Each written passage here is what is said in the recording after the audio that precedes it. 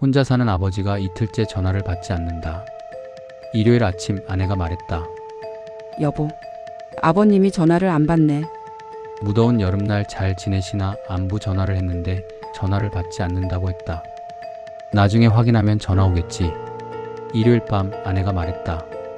여보, 그러고 보니 아버님 전화 안 왔네. 부재중 찍혀 있으면 항상 전화하시는데 다시 해볼까? 너무 늦었나? 낮부터 술 드시고 일찍 잠드셨나 보지. 피곤하다. 우리도 일찍 자자. 월요일. 늘 그렇듯 회사 일은 바빴고 나는 피로했다. 솔직히 말해 아버지 생각을 하나도 하지 않았다. 그날 저녁 아내가 다시 아버지 얘기를 꺼내기 전까지는 여보, 아까 낮에 아버님 전화해봤는데 안 받더라. 내일 여보 쉬는 날이니까 아버님 댁 한번 가볼까? 모처럼 만에 평일 쉬는 날이었다. 늘어지게 늦잠을 자고 미뤄둔 은행 볼일을 보고 저녁에 친구와 술 약속을 잡을까 했는데 아버지 집에 가야 하나 걱정보다 귀찮음이 먼저였다. 하지만 아내는 불안해 보였다. 내일 오전에도 다시 해보고 연락 안 되면 가자. 화요일. 아이를 어린이집에 보낸 아내가 나를 깨웠다. 아무래도 가보는 게 좋겠어. 2번이나 했는데 전화 안 받으셔. 1시간 남짓. 그리 멀지도 가깝지도 않은 거리였다. 어머니가 돌아가신 후 아버지와 나와의 관계도 딱 그랬다. 남보다는 가깝지만 친구보다는 먼 사람. 별일 없을 거야. 차에 탄 아내는 혼잣말인지 내게 하는 말인지 모를 말을 하고는 더 아무 말도 하지 않았다. 아버지 집 앞에 주차하고 차에서 내리려는데 문득 불길한 예감이 들었다. 설마 뉴스에서 본 기사들이 떠올랐다. 독거노인 고독사 관련 기사들. 아무 일 없을 거야.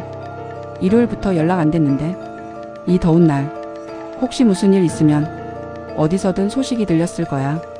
그렇게 말하며 아내가 먼저 내렸다. 그래, 아랫집에 새들어 사는 이웃이든 옆집 사는 부동산 사장님이든 혹은 경찰이든 무슨 일이 있었다면 진작 연락이 왔겠지. 나는 차에서 내렸다. 대문을 열고 2층에 사는 아버지 집으로 갔다. 비밀번호를 누르고 드디어 문을 열었다.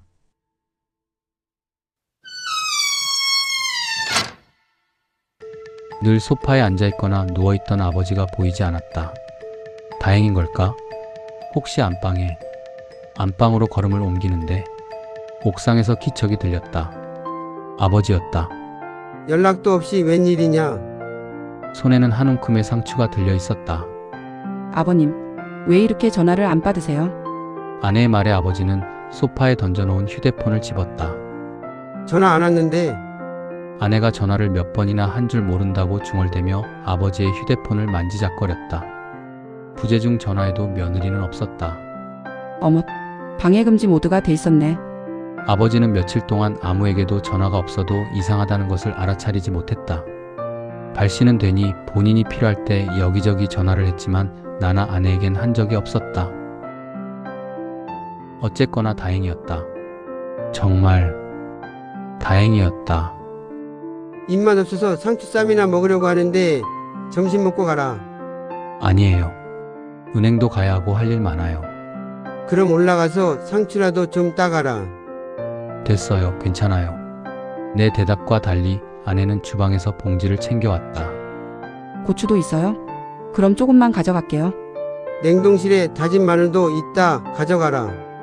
아, 또 만드셨어요? 네, 그런 것도 챙길게요. 아내가 옥상으로 올라가 집에 가져갈 것을 챙기는 동안 나는 소파에 앉았다. 아버지는 주방에서 본인이 드실 밥을 챙겼다. 딱 그만큼의 거리. 정막 속에 달그락대는 아버지가 내는 소음이 들려왔다. 나는 슬며시 리모컨으로 TV를 켰다. 다음 주부터 본격적인 폭염이 시작될 거라는 뉴스가 나왔다. 너무 더울 땐 에어컨도 틀고 그러세요. 더우냐? 오늘은 좀 괜찮은데 에어컨 틀어주랴.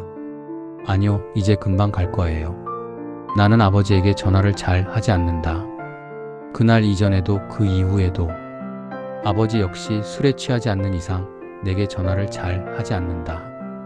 그래서 아버지 전화가 울리면 웬만하면 잘 받지 않았다. 하지만 그날 이후 웬만하면 전화를 받기로 했다. 그게 아버지와 나 사이의 거리이다.